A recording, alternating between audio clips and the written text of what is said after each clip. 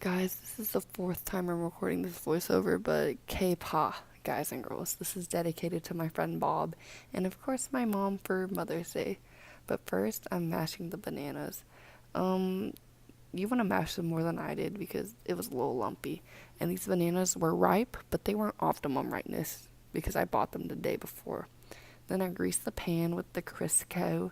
It's a 9x5 loaf pan, and I added the bananas to a separate bowl with milk and with brown sugar. I think it's dark brown sugar. And when it disintegrates, it is so satisfying. Put that on Snapchat. And then some vanilla extract, which I never owned until like this video. Vanilla extract is so expensive.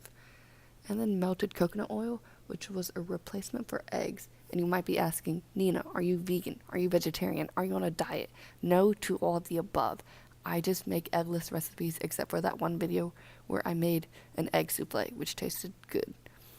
Then in a separate bowl, there was some all-purpose flour, baking powder, baking soda, which took me forever to get out of the little bowl, and then cinnamon and a pinch of salt. And I didn't know what a pinch was, so it's a generous amount in the cooking terms.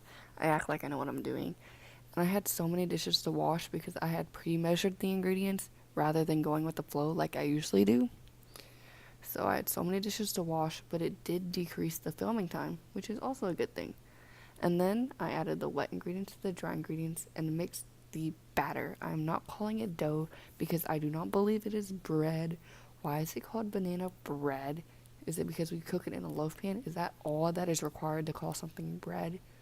Because I disagree with that. I think it's a cake.